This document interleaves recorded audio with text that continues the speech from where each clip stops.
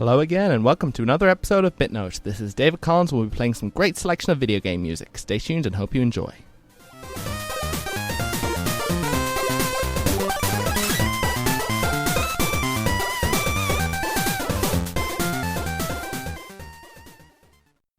Hey all, and I've got a good show lined up for you.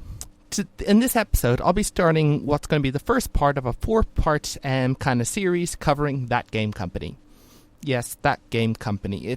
I'm not referring to a specific. That's their name, That Game Company. All one word. It's very, very awkward. But essentially, they made a lot of good quality games, both that tend to be a bit more artistic and emotive as well. I'll cover that in a bit. But before that, I'm going to cover one of my favorite earlier PC games, which I actually didn't even play until over a decade after being released. But the fact that I still loved it shows that, sometimes old games, sometimes you love them because of nostalgia, and sometimes you love them because when you played it back then you were young and you didn't know that much. But sometimes you love an old game because it's great. It does things that even modern games don't let you do, and it just has a power and sense and atmosphere that maybe games came after it, took their own notes from, but still is beautiful in its wealth, and I just love it on its own merits. The game I'm talking about is System Shock. Not System Shock 2, the first one, System Shock, released originally for the DOS in the early 90s. I am going to play some music from that, the intro theme, to just get us all in the mood and talk about the game afterwards. But to put the plot simply, you are a lone hacker aboard a space station going up against a rogue AI, but more importantly than that, you're not just in a random space location, but you're dealing through a living, breathing environment that sometimes lives and breathes a little more than you'd really want it to. I'll start off with the intro theme and talk a bit more about the game afterwards. But yes, System Shock definitely brilliant.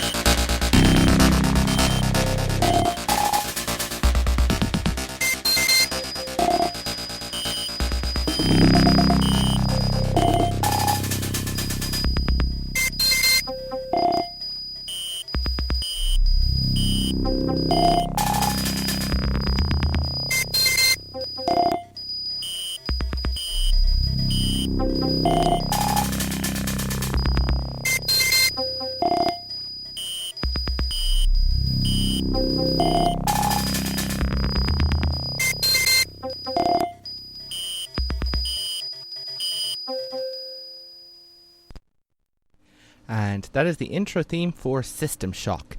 System Shock was developed by Looking Glass, and the music was composed by Greg Lopiccolo and Tim Rise. So, what exactly happens in System Shock? Well, you are a hacker, and you hack a company because it's, the early 90s, it's how the early 90s depicted the future, so, of course I was about to say, of course, they had a very, they had a very, rose-tinted view of hackers back then. It was seen as cool and exciting. And I was going to say about how the future didn't turn them out that way.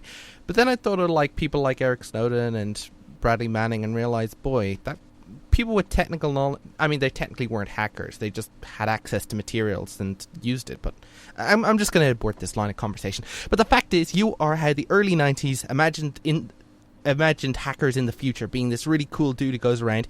You hack one company, they manage to trace it back to you, so you're not good, but then they employ you. Basically, the CEO of the company says, listen, go to the space station we have, take out the morality of core of this AI thing that's controlling the space station, and I'll reward you with this really cool, basically make you a cyborg kind of thing by hooking all these electronics up into your brain that'll let you do really, really cool stuff.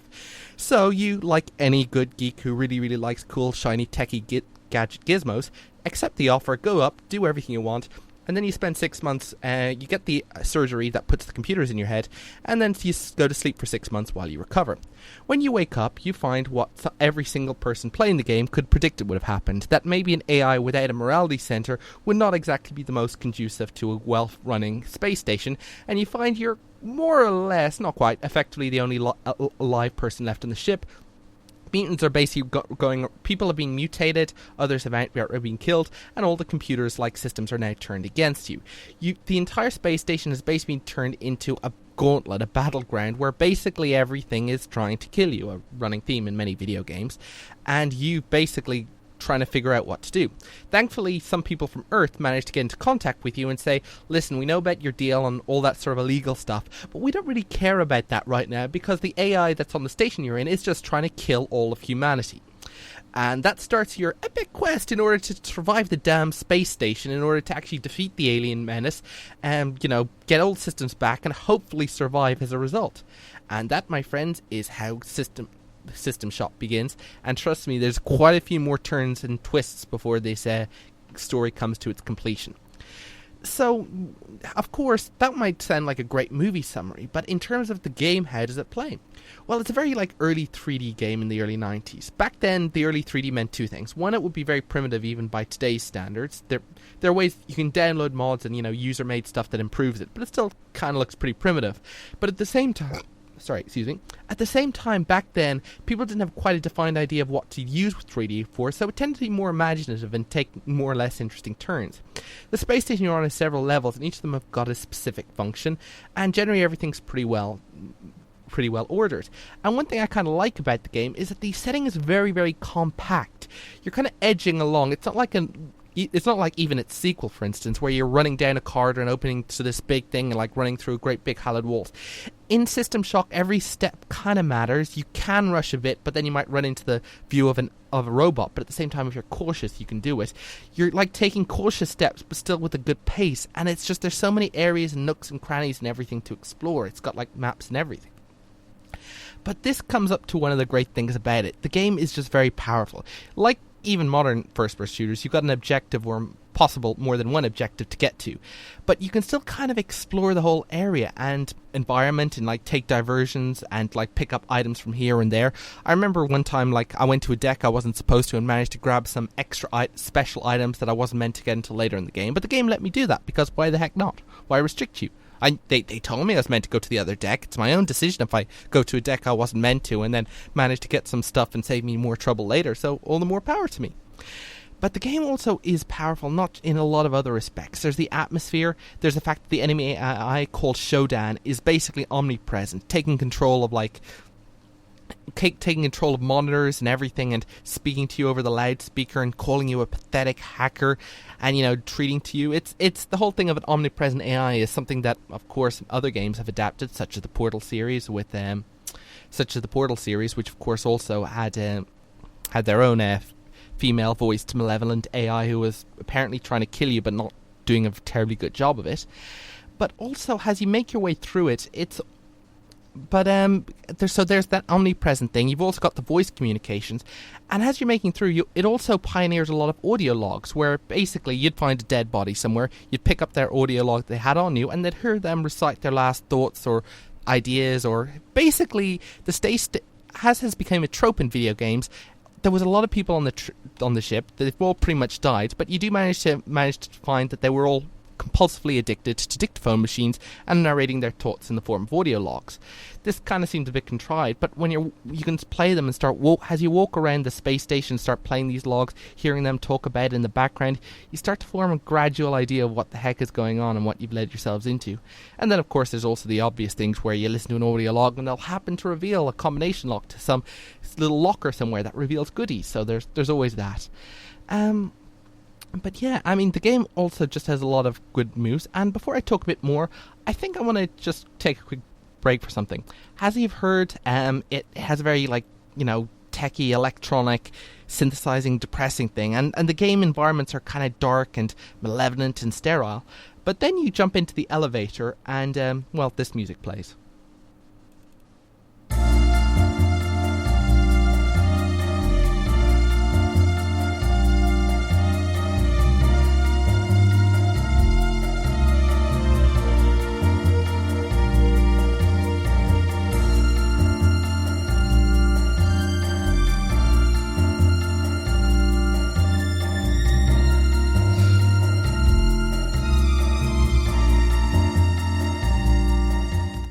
Yeah, I love the fact that games can do it, can take twists like that. I think the elevator music has been used in other things as well, but obviously it had a common inspiration. But System Shock did have a lot of influence, everything from the modern BioShock games, which are meant to be spiritual successors, to, of course, Deus Ex, which had its own set of influences. But one of the things I really like about the game is it just, like I said, it gives you a lot of power over your environment. Your computer that's now in your head in the game gives you a full heads-up display, and it is powerful. You're able to do so much stuff. You're able to pick up pretty much any item. You're able to aim any weapon in pretty much any direction. You often have to get extra upgrades to monitor enemies and see if you can actually, if your weapons are doing an effect, because different weapons affect different enemies. You're racing through, you're avoiding power cores as well, and there's definitely a diverse amount of environments, but you get a lot of power-ups, and this is really cool. You get stuff like jetpacks and damage indicators and all this sort of stuff, so you're really upgrading. You even get some ones that are slightly pointless, but you like anyway. Like, one of my favorites in this category is you get a rear view mirror. Literally. You install the upgrade, and suddenly if you look at the top of the screen, you can see what's right behind you, and I loved it like that. Of course, I think it took up too much power. All the upgrades take up a bit of power, so I didn't really use it that much, but I just love that sort of sense that they're having fun with it. Indeed, you've actually got your computer interface, which manages all this stuff, even has its own game system. So you can basically play a game, and then while you're saying, okay, I'm getting a little tired of shooting through all these enemies, I know, I'll play a video game. So you open up your interface and you start playing Pong in your video game, or Breakout, and try to move the paddle back and forth and bounce the balls at the bricks. So you're playing a video game, and inside that video game, you're playing a video game. Lots of fun. You see, this is exactly good game design, because the developers know that if people are playing a video game, then they'd like to put video games. So if they put video games inside video games, everybody is happy. And there's just so much you could actually do with this, with the game. You can take grenades, of course. Maybe you want to set them and attach them something as proximities, or maybe you want to throw them. And maybe you can get some really cool stuff, like something will make you run really, really fast, and another thing will make, like I said, you get a jetpack. And then at one stage, you've got this thing where you can get from one platform to another, but it's surrounded by a tunnel of these little things, and if you hit the spheres, you lose the power, so you'll fall.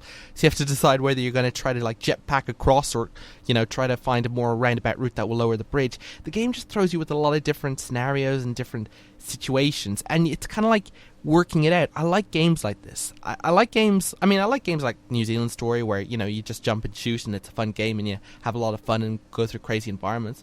But I also like games like System Shock, where it's a kind of a complex system, but you work it out piece by piece, and gradually you develop more knowledge. And then when you got the power, you can do so much stuff. Because this is one of the earlier games where the developers were thinking of so many cool stuff to the game, and they managed to shove it all in. There is one other thing I probably should let you know in case anyone tries out to go and buy this game. The controls are kind of horrendous. I mean that in the nicest way possible. These days, there's a common control scheme called WASD used for first-person shooters. This game was made before that, and what's more, the game kind of is a mix between a first-person shooter and almost like a point-and-click adventure, in the fact that, they want you to be able to look around, but they also want you able to use the mouse in order to click on stuff. Now, it took years before series like Penumbra and Amnesia kind of managed to do this smoothly in a way that didn't get going, but back then, switching between these two interfaces was kind of messy. What's more is, like I said, the keys are in different positions, And the actual full movement keys takes up like half the keyboard, just for movement and general stuff. I mean, it plays like a flight simulator, to be honest. It took me over an hour before I finally got familiar with it. I had to force myself to get through it. I'm glad I did, though, because once I got it to grips with it, more or less, I had a lot of fun. Cool, the recoil, the physics, the getting killed in the nuclear core of the space station, the story, the everything. But you've got to figure out like how to work half the keyboard. But you can do so much. You can like walk forward and backwards and crouch and crawl and even tilt side to side. And those are all things that later at first-person shooters kind of got and discarded and stuff. But it's just really cool to have it in this, to really know that they're really trying to transport you to that environment. And I think that's one of the reasons I like it. It gives you a lot of power, and even though with great powerful comes a lot of extra complexity, but there you go. Fun game. Like I said, it was System Shock by Looking Glass, and I played music by Greg LaPiccolo and Tim Rice. So, let's move on to the next game, shall we?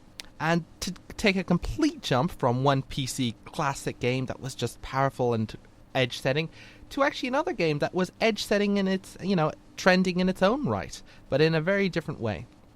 Yes, this is a game I'm talking about that it's our first part in a 4-part special on That Game Company, and this is going to deal with their first game that was made before they were even That Game Company. It's called from a game called Cloud. At that time, they were just students from the University of Southern California, and the music you're about to hear is from Vincent Diamante, who played greater music in that. But essentially, they were trying to make a game that evoked feelings that were different from, and emotions that weren't really represented in video games. And in the mid-noughties, I mean, people even today say that, video games are too restrictive, but you're forgetting. In the mid-noughties, there wasn't even that many indie games, so you're dealing with either AAA stuff or maybe a few scattered things that came from the internet. And, of course, retro games. And so this is one of the few scattered things that came from the internet, and it was fun and it was enjoyable, but it also was like a breath, like a great big breath. And rather than explain the whole things, I'm just going to play the intro just to get us in the mood and have a feel about it.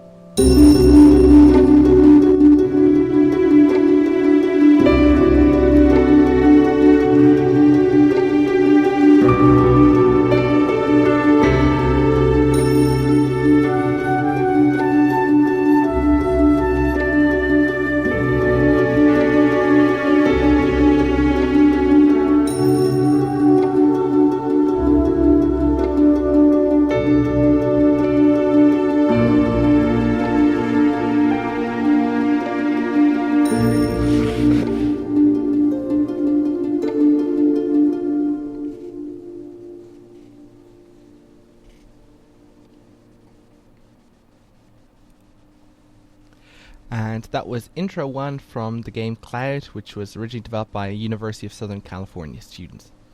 Cloud is a beautiful game.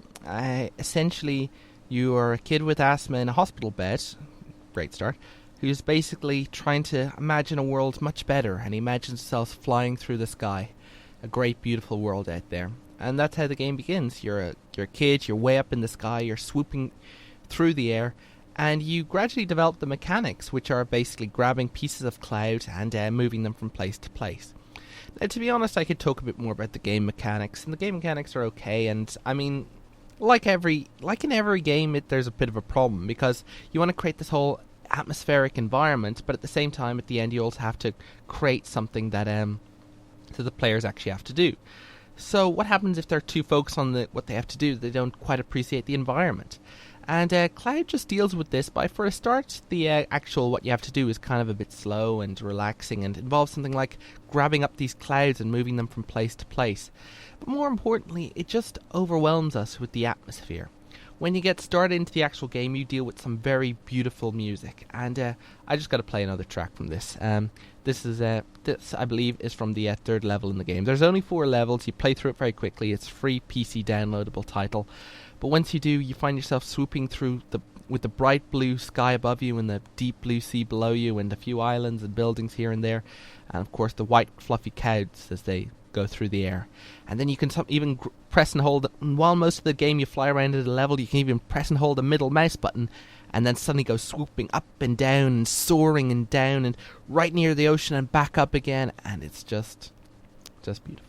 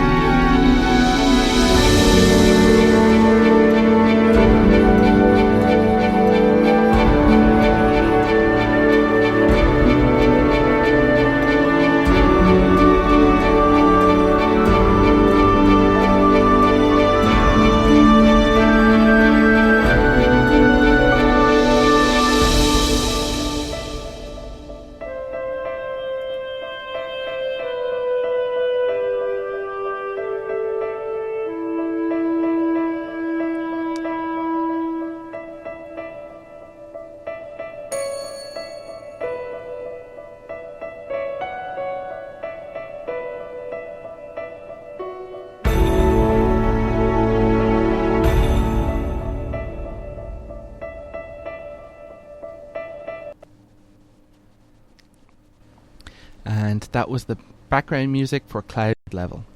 As I said, it's a beautiful game. You can collect up clouds and you drop the clouds down, and you can build up a great big group of clouds. That's trust me, that's a mechanic that's going to become useful later on in these games. But and of course at one stage you build up a bunch of white clouds and you crash them into a bunch of black clouds, and they suddenly thunder and all this rain comes down. It's all very atmospheric and beautiful. And in the mid-noughties, that was just a very beautiful thing to have. Now, the people who developed this game, they didn't want to just stop it at that, and so pretty much around about the time they were graduating, they formed That Game Company. Yes, one word. It's kind of a silly title. But anyway, and they managed to form That Game Company, and what do you know? Sony, who I actually have to give credit where credit's due, while I wasn't keen of them during the PlayStation era because they tended to way down on two-dimensional video games, they always have tended to appreciate art a little more since then, and I mean that can be seen today with their efforts in indie game things. But back then, Sony actually gave That Game Company a 3-game deal. So essentially, since then, That Game Company has gone on to make 3 more games. They've all pretty much been released on the Sony platform, and they've all been memorable in some way or another, always grabbing attention and getting people playing it and providing experiences that aren't really that common in other games. So it's great that it's kind of the great story. A bunch of students create a great bit of music. They a great video game. It does something different. It gets attention, and now they're hitting the big time with creating more games that attract a lot of other people. I'll be covering those 3 games, one game per episode for the next while. So please stay tuned. And yes, for once, I'm giving you an incentive to actually tune into the next show, because I'll be covering the next one in their series is Flow, which was their first game produced under Sony. It's based on a Flash game that one of the developers there had already released, and so I hope you stay tuned and have a listen. Alright, so we're getting to the end of our show now, unfortunately. I think the best way to fade out is just to play one more track from this great game and leave it at that. So, this has been David Collins with BitNote. I hope you've enjoyed the selection of music that we've had on playing here. I certainly have, and I wish you all the best. This has been David Collins with BitNote. Thank you for listening.